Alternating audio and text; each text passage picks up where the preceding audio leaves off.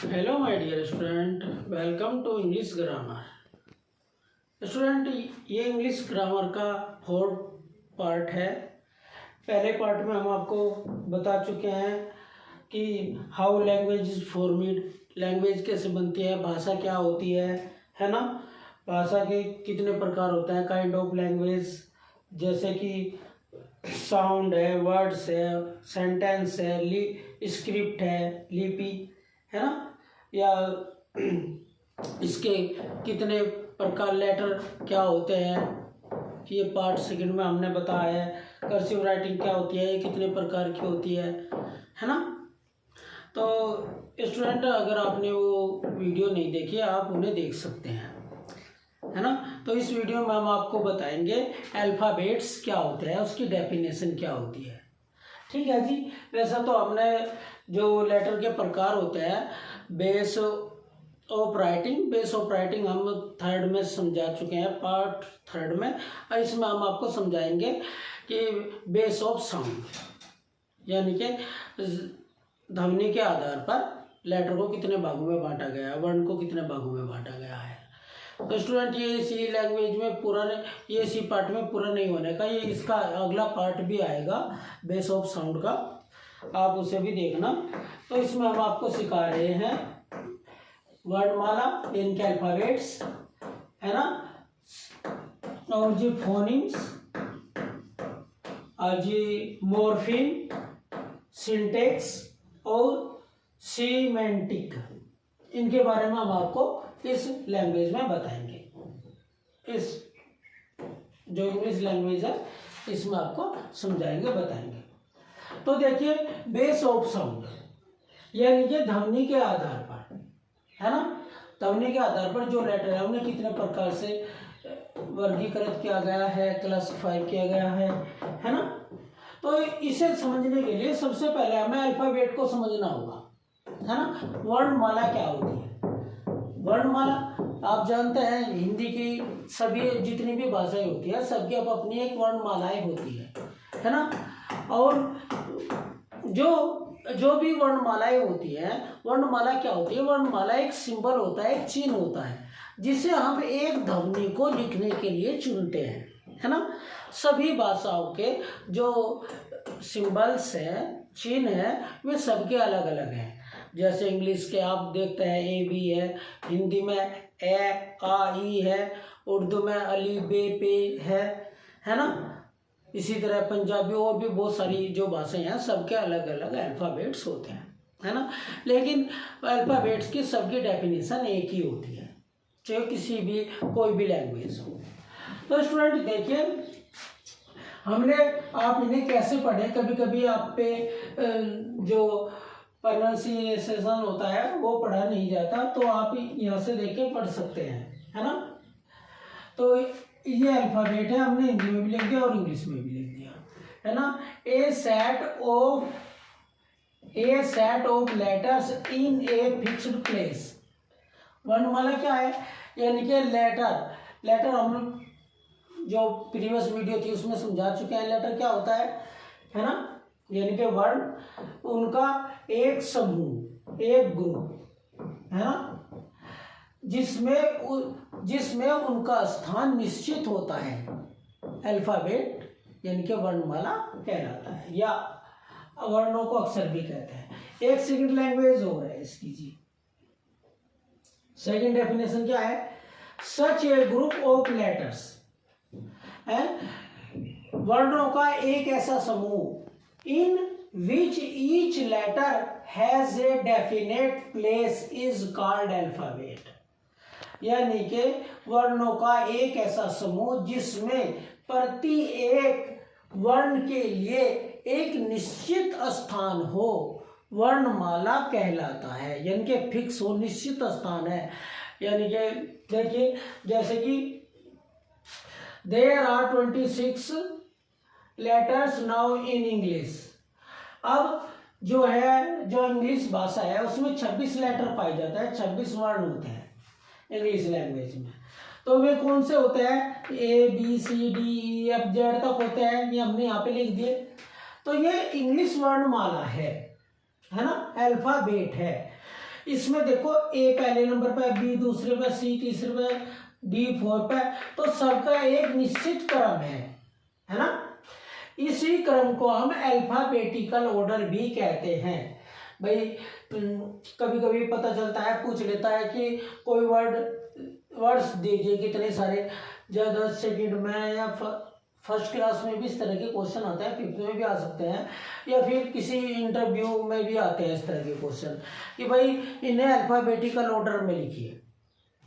तो alphabetical order क्या होता है, यही होता है, यानी कि हमने A B C D E F G H I J K L M P Q R S T U V W X Y Z ऐसे ही लिखेंगे इनके अनुसार, है ना। तो इसमें जो स्थान जिस प्लेस पे है, तो वो उसकी जो प्लेस है वो फिक्स है।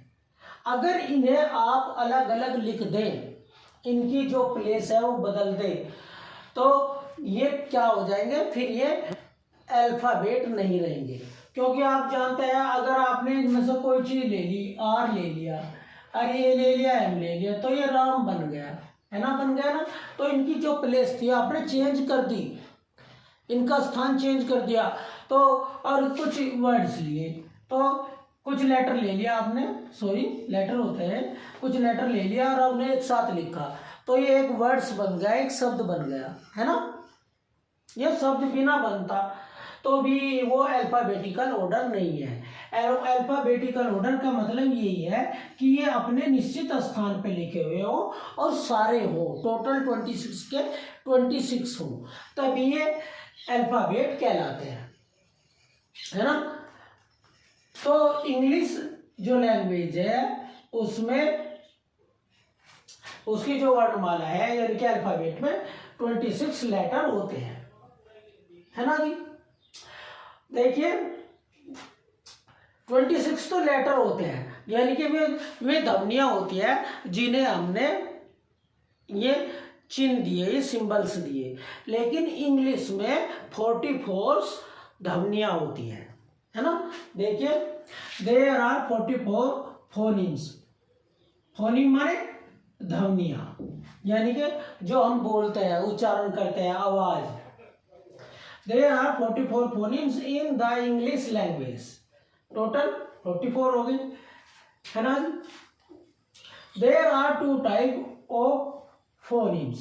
जो ये ध्वनियां होती हैं, ये 2 प्रकार की होती हैं भाई, है ना। कौन कौन सी होती है, एक तो वोवेल्स होती है, वोवेल्स को हिंदी में स्वर कहते हैं, और दूसरी होती है कॉन्सोनेंट्स, जिन्हें व्यंजन कहा जाता है ना। व्यंजन, जो स्वर और व्यंजन होता है, ये हम आपको बाद में इनकी जो डेफिनेशन है, अर्थ है, वे हम आपको अगली जो प्रीवियस वो नेक्स्ट वीडियो आएगी उसमें आपको समझाएंगे। देखिए अब हम यहाँ जितनी भी बात करेंगे वो साउंड के आधार पर करेंगे, है, बेस ऑफ साउंड कर रहे हैं हम। तो जब इंग्लिश में 44 साउंड्स होती हैं, यानी कि फोनिम्स होते हैं या फोनिक, फोनिक और फोनिम्स एक ही बात है। इसका मतलब होता है जी ध्वनि संबंधित या ध्वनि के। कभी कभी जो ये होता है एग्जाम, उनमें आ जाता है फोनिम्स का अर्थ क्या है, फोनिक किससे संबंधित है ना। एक आध नंबर में ये क्वेश्चन आ जाता है, सी टेट यूपी टेट वगैरह में, इनमें भी आ जाता है ना। तो स्टूडेंट देयर आर 24 20 वोवेल्स, यानी कि इंग्लिश जो भाषा है उसमें 20 स्वर होते हैं एंड 24 कॉन्सोनेंट और 24 व्यंजन होते हैं इन इंग्लिश लैंग्वेज। तो हमारे पास वैसे अगर हम आमतौर पर देखें कितने वोवेल्स हैं, 5 है, और 5 से कितने बन गए 20 तो वोवेल्स हो गए। और कॉन्सोनेंट हमारे पास कितने हैं जी 21 है, और 21 से कितने बन गए 24, है ना। तो 21 और 25 26 हो गए। लेकिन अब कितनी ध्वनियां हैं, ध्वनियां हमारे पास टोटल कितनी है जी 44 है जी, है ना। तो 20 तो ये हो गया, 24 ये होगी, तो दोनों को ऐड करेंगे 44 होगा, है ना। तो जो ध्वनियां होती है, ध्वनियों के आधार पर 20 वोवेल्स होते हैं एंड 24 कॉन्सोनेंट्स होते हैं, ठीक है जी, समझ में आया। और वैसे जो आम होता है, मेन होता है, वे होता है 5 और 21। ठीक है, तो ये बात भी आपको ध्यान रखनी चाहिए।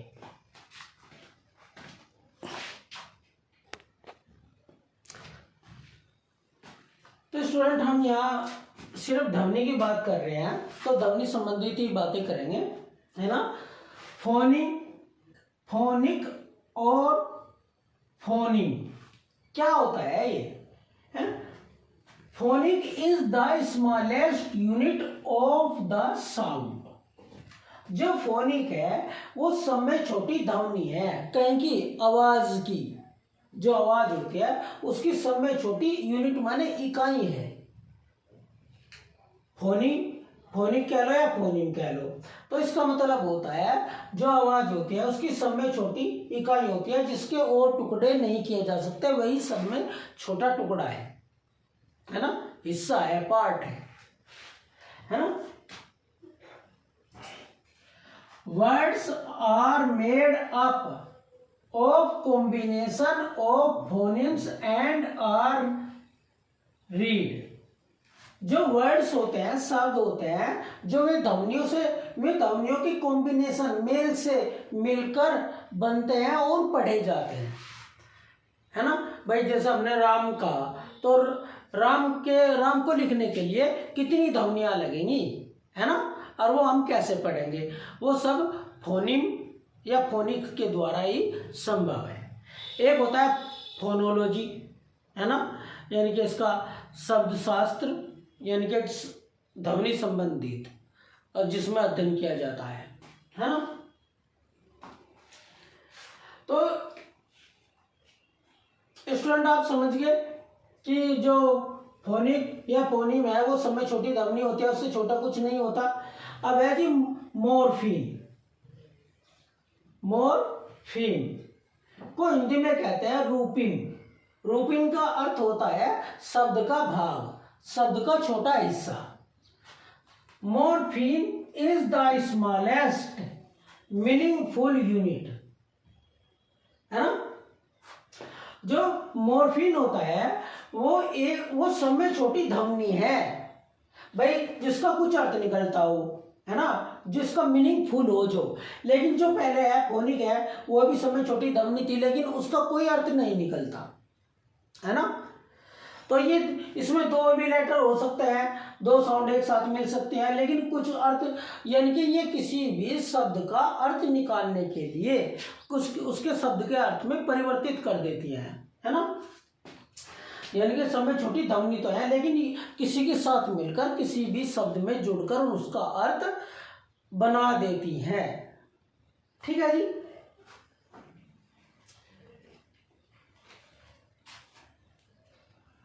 मीनिंगफुल यूनिट है, जैसे इन, है ना, हेल्दी है। जैसा अगर हमने देखो, ये क्या है, मॉर्फिन है, ये इसका कुछ अपनी वो नहीं है, लेकिन ये अगर इसे हम हेल्दी के साथ लगा देंगे, अनहेल्दी यानी कि अस्वस्थ हो गया, तो जो शब्द है उसमें ये मिल जाता है और शब्द के अर्थ को चेंज कर देता है। इसलिए इसे कहा जाता है कि ये मीनिंगफुल है, जिसका कुछ अर्थ निकलता हो। सब में छोटी ध्वनि तो है, शब्द का भाग है, एक शब्द का, किसी भी शब्द का भाग है, यानी कि हिस्सा है ना। मॉर्फोलॉजी का मतलब होता है रूपिम का अध्ययन, यानी कि किसी भी शब्द के भाग का अध्ययन करना। और मॉर्फोलॉजी से syntax help in the expression of the meaning. Morphology का मतलब है वह अध्ययन जिसमें किसी भी वाक्य के रचना के आधार पर उसका अर्थ या भाव को प्रस्तुत किया जाता है, यानी कि इसका जो शब्द की रचना है उसके आधार पर तो उसके अर्थ को प्रदर्शित किया जाता है, दर्शाया जाता है। तो अब आगे सिंटैक्स, इसमें आया। सिंटैक्स का मतलब होता है वाक्य विन्यास, है जी। वाक्य विन्यास क्या है? Syntax is the grammatical structure of sentences, यानी कि वह ग्रामेटिकल स्ट्रक्चर है, रचना है, वाक्य बनाने का एक नियम है ना। सिंटैक्स का मतलब होता है वाक्य बनाने के नियम, जिसमें सभी नियम आते हैं। वाक्य बनाना हम आगे सीखेंगे, है ना। अभी तो हम सीख नहीं रहे, अभी तो हम लेटर के काइंड ही सीख रहे हैं, है ना स्टूडेंट। तो सिंटैक्स का मतलब होता है वाक्य बनाने के नियम या वाक्य विन्यास। कौन सा, पहले शब्द आएगा, सब्जेक्ट आएगा, फिर वर्ब आएगी, फिर ऑब्जेक्ट आएगा, है ना। ये सब नियम उसमें है। सिमेटिक का मतलब होता है the study of the meaning of words and phrase. इसे कभी कभी इसमें इसके जो प्रोनाउंसिएशन है उसमें प्रॉब्लम रहती है, तो इसलिए हमने इसे लिख दिया। तो इसमें क्या करते हैं, इसमें कोई शब्द हो या कोई वाक्यांश हो तो उसके अर्थ के बारे में इसका अध्ययन किया जाता है, उसके अर्थ का, वाक्यांश का अध्ययन किया जाता है इसके अंतर्गत, सिमेटिक के अंतर्गत। ओके स्टूडेंट, उम्मीद है कि आपको ये वीडियो पसंद आई होगी, है ना। तो स्टूडेंट इसे आप जरूर लिख लें, किसी रजिस्टर बना लें, उस पर लिख लें, नहीं तो आप इन्हें भूल जाएंगे, है ना। तो ये छोटे बच्चों के लिए भी है कुछ बातें इसमें, और कुछ बड़े बड़े जो एग्ज़ाम देने जाते हैं, इंटरव्यू देने जाते हैं, उनके लिए भी है कुछ। तो सबके लिए ही यूज़फुल है ये वीडियो। जो आप सीख लेगा उससे आगे प्रॉब्लम नहीं होने की, अगली क्लास में जो जाएंगे, है ना। तो ध्यान से देखें, ध्यान से सीखें, क्योंकि बिना टाइम दिए हमें कुछ भी नहीं मिलता, है ना। टाइम तो हमें देना ही पड़ेगा अगर हमें कोई चीज़ सीखनी है। Okay student, thank you for watching this video.